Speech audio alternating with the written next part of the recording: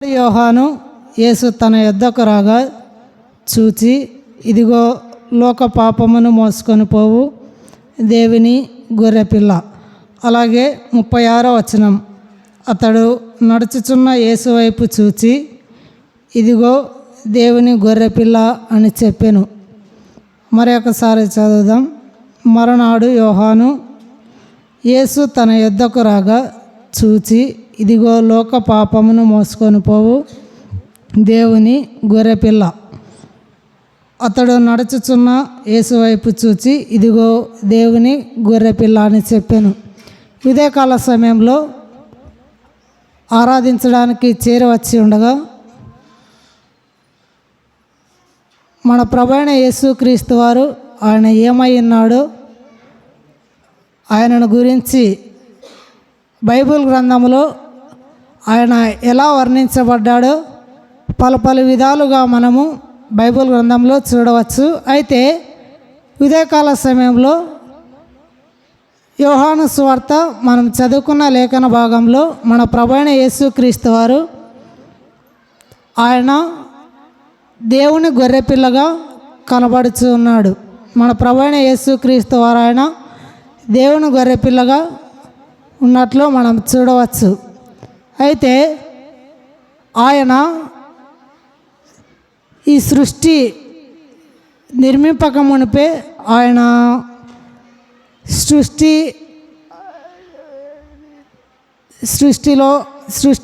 చేయక మునిపే ఆయన ఉన్నట్లుగా మనము చూడవచ్చు. అయితే మన ప్రభువైన యేసుక్రీస్తు వారు ఆయన ఇక్కడ దేవుని గొర్రెపిల్లగా మనకు కనబడుచున్నాడు. అలాగే కాపరిగా కూడా చిత్రీకరించబడినట్లు బైబిల్ గ్రంథంలో మనం చూడవచ్చు. అయితే ఉదయకాల సమయంలో ఆ గొర్రెపిల్ల అయిన యేసుక్రీస్తు ప్రభువారు ఆయన ఎలాంటి గొర్రెపిల్లను మనము చూసుకొని ప్రభువును ఆరాధిద్దాం. మొదటగా విశ్వ సృష్టికి ముందే సిద్ధపరచబడిన దేవుని గొర్రెపిల్ల. విశ్వ సృష్టికి ముందే సిద్ధపరచబడిన దేవుని గొర్రెపిల్ల. ఎఫెసీ పత్రిక 1వ అధ్యాయము 6వ వచనంలో మనం చూడవచ్చు. ఎఫెసీ పత్రిక 1వ అధ్యాయము 6వ వచనంలో, జగత్తు పునాది వేయబడక మునిపే దేవుని సంకల్పంలో ఉన్న క్రీస్తు, జగత్తు పునాది వేయబడక మునిపే దేవుని సంకల్పంలో ఉన్న క్రీస్తుగా మనం చూడవచ్చు. అయితే ఈ విశ్వ సృష్టికి ముందే సిద్ధపరచబడిన ఈ గొర్రెపిల్ల నీ నా పాపం కొరకై ఏర్పరచబడిన దేవుని గొర్రెపిల్ల. నీ నా పాపం కొరకై ఏర్పరచబడిన దేవుని గొర్రెపిల్లగా మనము చూడవచ్చు. ఈ గొర్రెపిల్ల ఎలాంటి గొర్రెపిల్ల అంటే, ఆయన సృష్టి కంటే ముందు సిద్ధపరచబడ్డాడు. ఆయన ఈ లోకము భూమి ఆకాశములు చేయకముందే ఆయన సిద్ధపరచబడినటువంటి దేవుని గొర్రెపిల్లగా మనము చూడవచ్చు. ఇలాంటి గొర్రెపిల్లను మనము ఈ ఉదయకాల సమయంలో ఆరాధించబద్ధమై ఉన్నాం. అయితే రెండవదిగా ఆయన ఎలాంటి గొర్రెపిల్ల అంటే, రెండవదిగా వీపుపై లోక పాపమును మోసిన దేవుని గొర్రెపిల్ల. వీపుపై లోక పాపమును మోసిన దేవుని గొర్రెపిల్ల. యోహాను సువార్త 1వ అధ్యాయము 29వ వచనం. యోహాను సువార్త 1వ అధ్యాయము 29వ వచనంలో మనం చూస్తే, ఇదిగో లోక పాపమును మోసుకొని పోవు దేవుని గొర్రెపిల్ల అని మనం చూడవచ్చు. అయితే మన దోషములను మన పాపములను ఆయన మానుపై మోసుకున్నట్లుగా మనం చూడవచ్చు. మన పాపములన్నిటినీ ఆయన భరించినట్లు, మనకు రావాల్సిన శిక్షను ఆయన తనపై వేసుకున్నట్లు మనం చూడవచ్చు. మన పాపములు మనపై మోపబడి మోయలేనంత బరువుగా ఉండగా మన ప్రభువైన యేసుక్రీస్తు వారు ఆయన మన పాపములను భరించడానికై పరలోకం నుంచి భూలోకానికి ఆయన దేవుని గొర్రెపిల్లగా వచ్చినట్లు మనము చూడవచ్చు. అయితే కీర్తనలు 38వ కీర్తన 4వ వచనంలో 38వ కీర్తన 4వ వచనంలో మనం చూడవచ్చు. 34వ కీర్తన 8వ వచనం.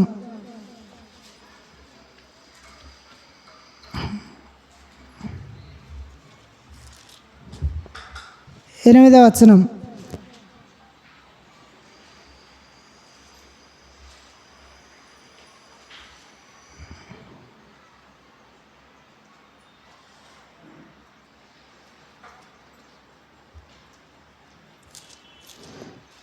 క్షమించండి, 38వ కీర్తన 38వ కీర్తన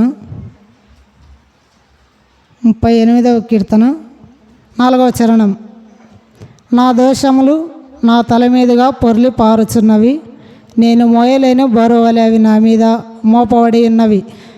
దావీదు ఆయన వ్రాస్తూ ఉండగా, నా దోషములు నా తల మీదుగా పొర్లి పారుచున్నవి, నేను మోయలేని బరువు వలె అవి నా మీద మోపబడి ఉన్నవని కీర్తనాకారుడు అన్నట్లుగా మనము చూడవచ్చు. అయితే నా పాపములు అవి మనము మోయలేని భారమైన దోషములుగా మనము చూడవచ్చు. నా పాపములు మనము మోయలేని బరువుగా ఉన్నప్పుడు మన ప్రభువైన యేసుక్రీస్తు వారు ఆయన మన పాపములను తన వీపుపై మోసుకొని పోవడానికి ఈ లోకానికి వచ్చినట్లు మనము చూడవచ్చు. 1 పేతురు 2వ అధ్యాయము 24వ వచనంలో 1 పేతురు 2వ అధ్యాయం 24వ వచనంలో క్రీస్తు తన శరీరము మీద మన పాపములను మ్రాణి మీద మోసుకొనెను. ఆయన మన పాపములను మ్రాణి మీద మోసుకున్నట్లు మనము చూడగలం. అయితే మూడవదిగా ఆయన ఎలాంటి దేవుని గొర్రెపిల్ల అంటే వధకు తేయబడిన దేవుని గొర్రెపిల్ల. వధకు తేయబడిన దేవుని గొర్రెపిల్ల. యెషయా గ్రంథము 53వ అధ్యాయము 7వ వచనంలో మనం చూడవచ్చు. యెషయా గ్రంథము 53వ అధ్యాయం 7వ వచనంలో క్రీస్తును గెత్సేమనే తోటలో పట్టుకొని ఈడ్చుకొని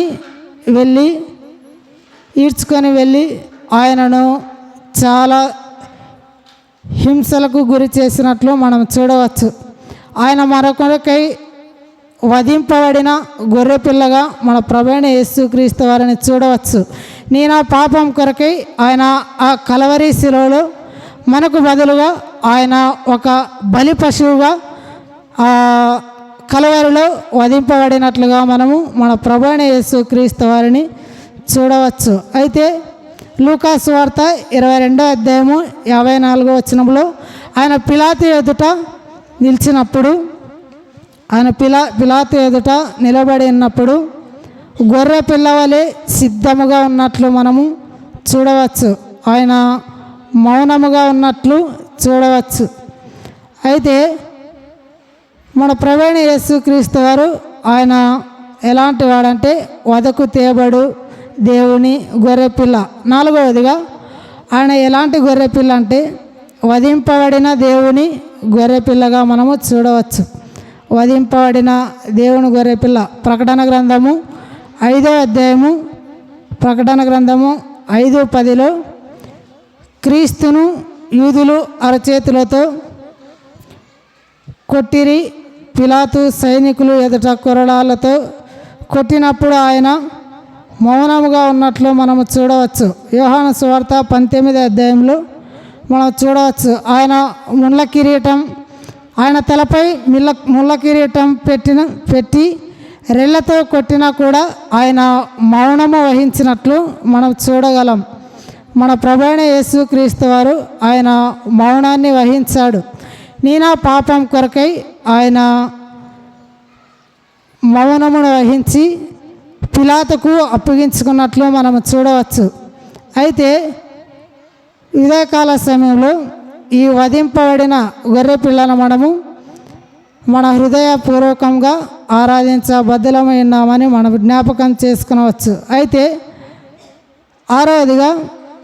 ఆరవదిగా ఆయన ఎలాంటి గొర్రెపిల్ల అంటే వెల చెల్లించి మనలను కొనిన దేవుని గొర్రెపిల్ల, వెల చెల్లించి మనలను కొనిన దేవుని గొర్రెపిల్ల. ప్రకటన గ్రంథము 5వ అధ్యాయము, ప్రకటన గ్రంథము 5వ అధ్యాయము 6వ వచనం. 5వ అధ్యాయము 6వ వచనం చదువుదాం.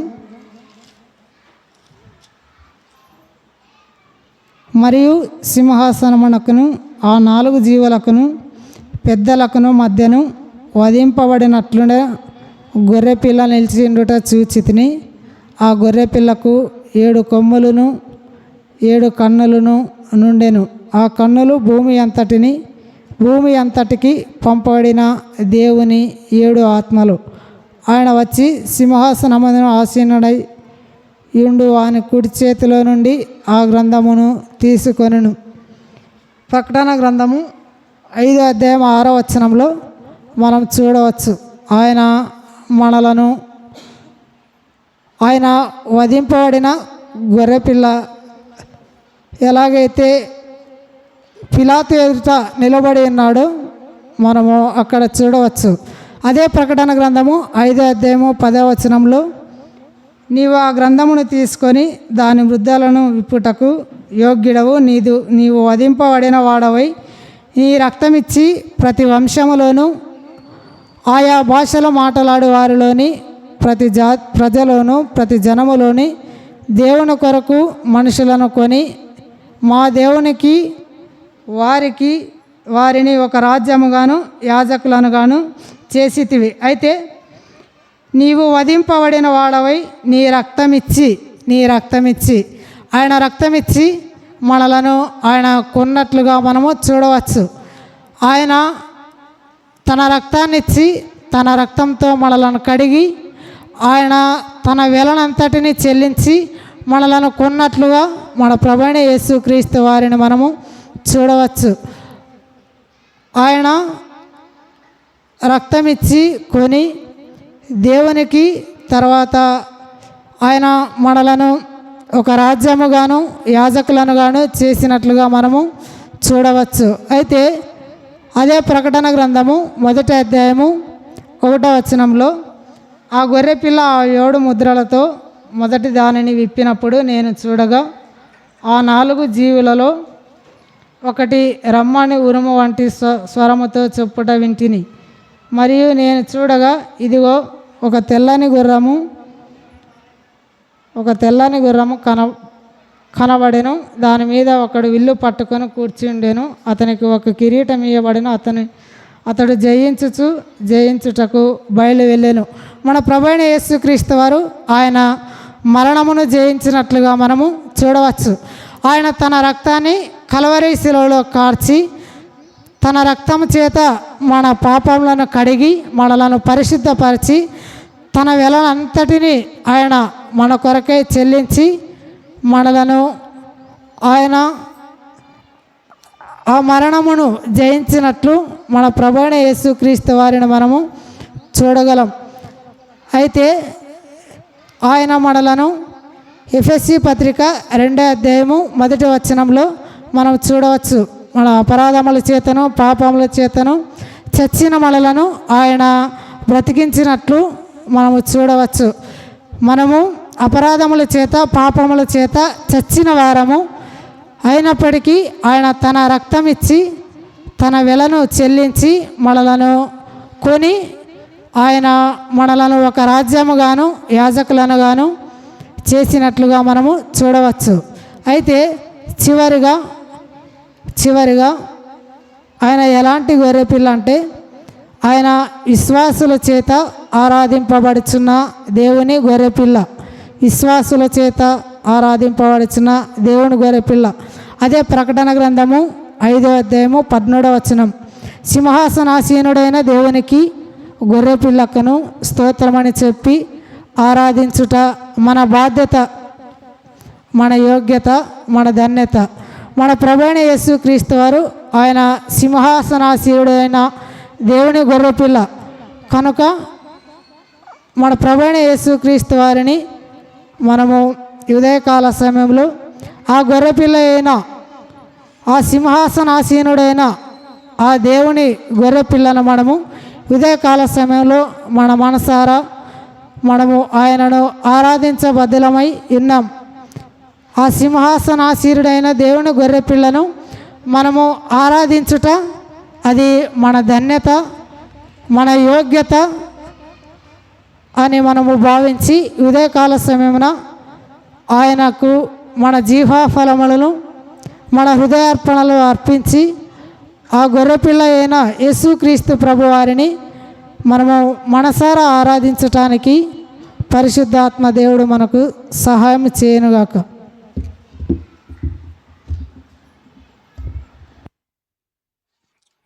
స్తుతులు చెల్లించుకుందాం.